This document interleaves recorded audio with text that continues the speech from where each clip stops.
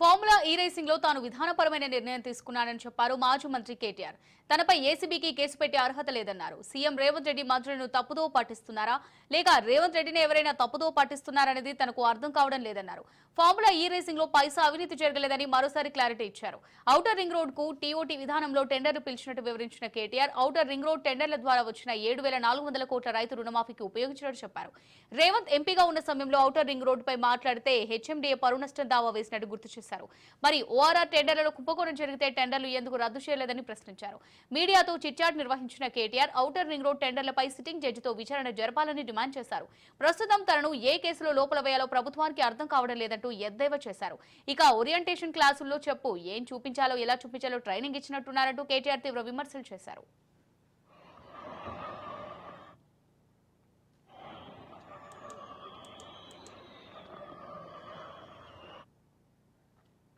Formula ఈ racing లో తాను విధానపరమైన నిర్ణయం తీసుకున్నానని చెప్పారు మాజీ మంత్రి కేటీఆర్. తనపై ఏసీబీకి కేసు పెట్టే అర్హత లేదని తెలిపారు. సీఎం రేవంత్ రెడ్డి మంత్రులను తప్పుదో పట్టిస్తున్నారా లేక రేవంత్ రెడ్డిని ఎవరైనా తప్పుదారి పట్టిస్తున్నారా అనేది తనకు అర్థం కావడం లేదన్నారు. ఫార్ములా ఈ రేసింగ్ లో పైసా అవినీతి జరగలేదని మరోసారి క్లారిటీ ఇచ్చారు. ఔటర్ రింగ్ రోడ్ కు టీఓటీ విధానంలో టెండర్లు పిలిచినట్టు వివరించిన కేటీఆర్ ఔటర్ రింగ్ రోడ్డు టెండర్ల ద్వారా వచ్చిన 7,400 కోట్లు రైతు రుణమాఫీకి ఉపయోగించినట్టు చెప్పారు. రేవంత్ ఎంపీగా ఉన్న సమయంలో ఔటర్ రింగ్ రోడ్ పై మాట్లాడితే హెచ్ఎండీఏ పరువు నష్టం దావా వేసినట్టు గుర్తు చేశారు. మరి ఓఆర్ఆర్ టెండర్లలో కుంభకోణం జరిగితే టెండర్లు ఎందుకు రద్దు చేయలేదని ప్రశ్నించారు. మీడియాతో చిట్చాట్ నిర్వహించిన కేటీఆర్ ఔటర్ రింగ్ రోడ్ టెండర్లపై సిట్టింగ్ జడ్జితో విచారణ జరపాలని డిమాండ్ చేశారు. ప్రస్తుతం తనను ఏ కేసులో లోపల వేయాలో ప్రభుత్వానికి అర్థం కావడం లేదంటూ ఎద్దేవా చేశారు. ఇక ఓరియంటేషన్ క్లాసుల్లో చెప్పు ఎలా చూపించాలో ట్రైనింగ్ ఇచ్చినట్టున్నారంటూ కేటీఆర్ తీవ్ర విమర్శలు చేశారు.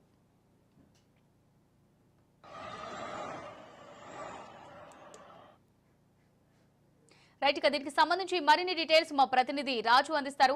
రాజు, మరి ఫార్ములా ఈ రేసింగ్ లో తాను విధానపరమైన నిర్ణయం తీసుకున్నానని చెప్పారు మాజీ మంత్రి కేటీఆర్. మీడియాతో నిర్వహించిన చిట్చాట్ లో పలు కీలక వ్యాఖ్యలు అయితే చేశారు.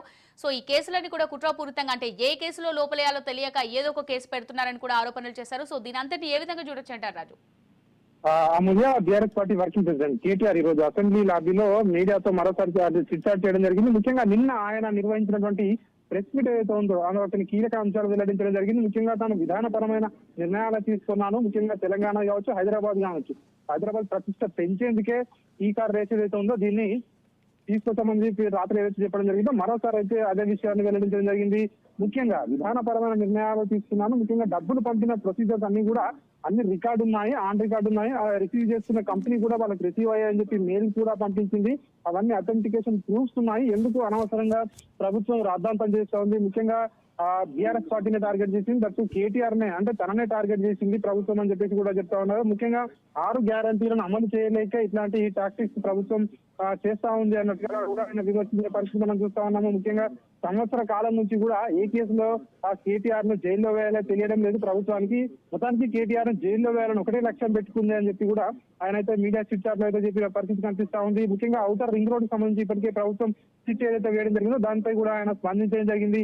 ముఖ్యంగా మన్మోహన్ సింగ్ హయాంలో టీఓటీ విధానం ఏదైతే ఉందో national highway authority of India NHAI ఏదైతే TOT toll operative transfer system ఏదైతే ఉందో దాని ప్రకారమే ముందుకు వెళ్ళాము, టెండర్ లో బిడ్డింగ్ పిలిచాము, ఆ మేరకే సంస్థకి ఇచ్చామని చెప్పేసి కూడా ఆయన కూడా చెప్పడం జరిగింది. అక్కడ ఎక్కడ కూడా అవకతవకలు జరగలేదని చెప్పేసి కూడా ఆ టెండర్ల విషయంలో కూడా ఆయన స్పందించడం జరిగింది. ఔటర్ రింగ్ రోడ్ టెండర్ లో 7,400 కోట్లు రైతు రుణమాఫీగా డబ్బులు వాడాము, సో ఎక్కడ కూడా వేరే వాటికి కూడా యూజ్ చేయలేదని చెప్పేసి కూడా ఆ ఫండ్స్ వాటిపై కూడా స్పందించడం జరిగింది. ముఖ్యంగా కరోనా తర్వాత రాష్ట్ర ఆర్థిక వనరుల సేకరణ కోసం సబ్ కమిటీ ఏర్పాటు చేశాము, అదేవిధంగా రాష్ట్ర అభివృద్ధి కోసం పాటుపడ్డామని చెప్పేసి కూడా కేటీఆర్ అయితే గతంలో జరిగినటువంటి ఏదైతే తాను ముఖ్యంగా క్యాబినెట్ మినిస్టర్ గా ఉన్నాడు, కీలకమైన మంత్రి పదవుల్లో ఉన్నాడు గతంలో, కాబట్టి అవన్నీ కూడా మరోసారి మీడియాకి అయితే చెప్పిన పరిస్థితి మనం చూస్తాము. ముఖ్యంగా హోంశాఖ, ప్రజెంట్ హోంశాఖ సీఎం రేవంత్ రెడ్డి మధ్య ఉంది కదా, సో ఆయన ఆధ్వర్యంలో ఉన్నటువంటి సో పోలీస్ వాళ్ళతో అధికారులతో సిట్టేస్తే సో అందులో వచ్చే అవుట్కమ్ ఏ విధంగా ఉంటుందో ఇప్పుడే